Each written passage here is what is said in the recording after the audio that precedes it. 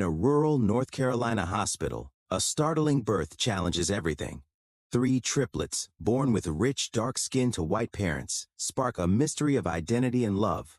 Abandoned by their birth parents, these babies are about to be embraced by an unexpected couple whose love will transform their destinies. What happens next will make you question everything you thought you knew about identity and family. Before we move on, let us know where you're listening from today, and please subscribe to our channel. In a quiet maternity ward tucked away in a rural North Carolina hospital 16 years ago, an unexpected event unfolded when three newborns arrived. These triplets, already remarkable in their own right, immediately drew attention with their rich dark skin, a striking contrast to the pale complexions of their white biological parents. At first, the nurses marveled at the sight of the healthy infants, each crying robustly. Yet unease quickly spread through the ward. The white parents, certain that it was impossible for them to have three black children, exchanged troubled looks. The exhausted mother whispered something to her husband, a detail lost in the hum of the room, while the tension in her voice resonated with everyone present. The father, tall and reserved, studied the triplets from a distance, his face betraying an inner conflict with an unspoken truth.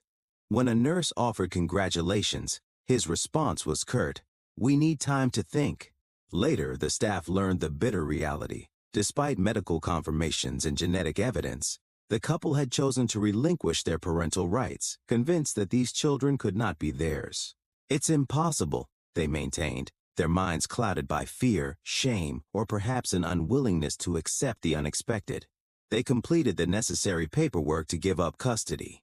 As they left the hospital with an air of haunting finality, hushed whispers began circulating. Some speculated about a long-forgotten family lineage that could occasionally produce darker skin, while others believed the father simply refused to confront the complexities of raising children who did not resemble him. "They're your babies," the doctor had reminded them, but the father only shook his head in silent frustration.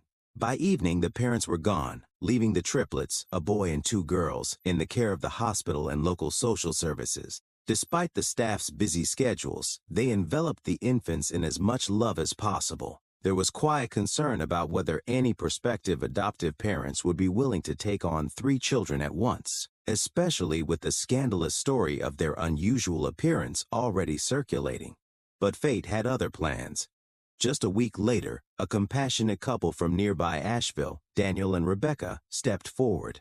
In their 40s and stable in their careers, Daniel working as a construction manager and Rebecca serving as a nurse in a neighboring district, they had long yearned for children. When they heard about the abandoned triplets, cast aside over a misunderstanding of skin color, they felt an immediate, heartfelt pull.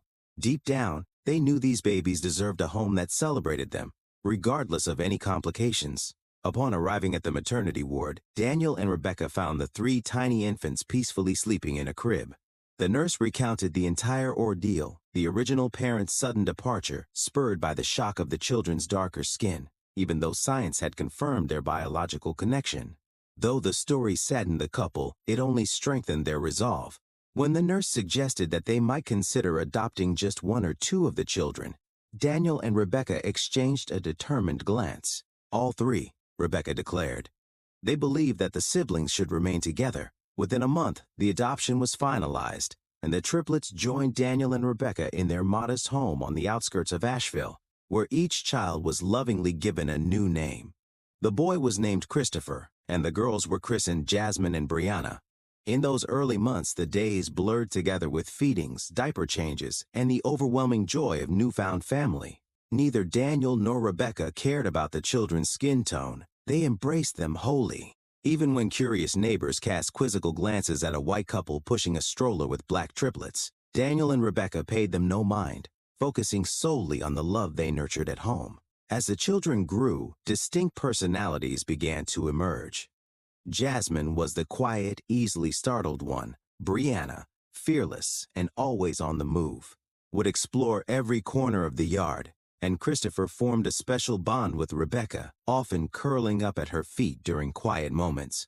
This little family created its own unique rhythm, a normalcy that eventually overshadowed the unusual origins of their beginnings. Over time, the children blossomed. By the age of 2, Jasmine's soft speech was filled with earnest curiosity, Brianna's boundless energy left colorful traces on the walls, and Christopher became the peacemaker, offering hugs and gentle reassurances whenever his sisters quarreled. Even though Daniel and Rebecca occasionally felt overwhelmed, they took immense pride in watching each child's personality shine. By the time the triplets reached preschool, murmurs began circulating among neighbors. Do they really know who their real parents are? Yet Rebecca, with her calm yet firm demeanor, dispelled such speculations. These children were unequivocally theirs, and the triplets never saw themselves as anything other than part of a loving family. Ask Jasmine, Christopher, or Brianna who their parents were, and they would eagerly run into Daniel or Rebecca's arms with beaming smiles. As the children turned 10, they began to notice differences that extended beyond skin color, and naturally, they wondered about the parents who had left them behind. When Christopher asked, "Are they still out there somewhere?" Rebecca responded with gentle honesty, explaining that their birth parents had not been ready for the responsibility. But Daniel and Rebecca had chosen to be their family. Though the children listened quietly, Jasmine growing thoughtful with library books on genetics and Brianna longing to meet the birth parents. They all ultimately agreed, "We have Mom and Dad right here." As the triplets entered their teenage years, life grew more vibrant with new friends, extracurricular clubs, and late-night study sessions. Jasmine discovered a passion for the violin, practicing diligently each evening. Brianna joined the track team with boundless ambition, and Christopher impressed everyone with his knack for robotics, often tinkering under Daniel's proud, watchful eye. Standing taller, with deeper voices and an unbreakable bond, the triplets filled the Johnson household with the lively sounds of everyday life.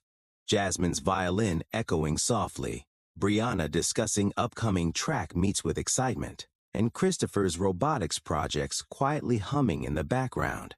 The local community, once skeptical and curious, began to celebrate the family, with teachers and neighbors alike praising the supportive nature of Daniel and Rebecca. Old rumors of an unusual adoption or doubts about the children's origins gradually faded, replaced by the undeniable evidence of love and care.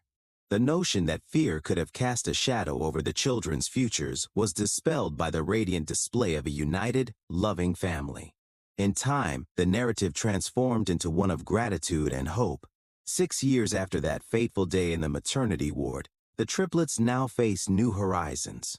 Jasmine had applied to join a regional youth orchestra, Brianna was pursuing a college athletic scholarship, and Christopher dreamed of a career in engineering. Daniel and Rebecca watched with quiet pride, often moved to tears by how far the children had come from such uncertain beginnings. Occasionally, one of the triplets would ask if their birth parents had ever tried to contact them. Rebecca would gently shake her head and explain that there had been no letters or calls, a truth that, for the children, was entirely enough. Their brief questions soon gave way to daily laughter, shared achievements, and the understanding that, while their origins were complicated, their present was overflowing with love. Ask any neighbor or teacher about the triplets, and they would likely smile and describe them as an ordinary yet remarkable family, a trio of siblings with indomitable spirit, raised by parents who never doubted their love. When asked how they managed it all, Daniel and Rebecca would simply say, "They're our children. We do what any loving parents do." In reality, their decision was extraordinary, a single fateful choice to embrace 3 abandoned babies, and in doing so transform their destinies.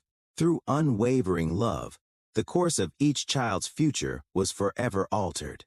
Evenings in the Johnson household were filled with the gentle clatter of family conversation at the dinner table, the triplets laughing over inside jokes, and the quiet promise of a future brimming with endless possibilities.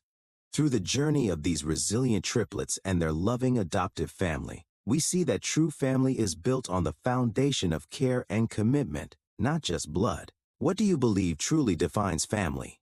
Let us know in the comments below, and thank you for listening.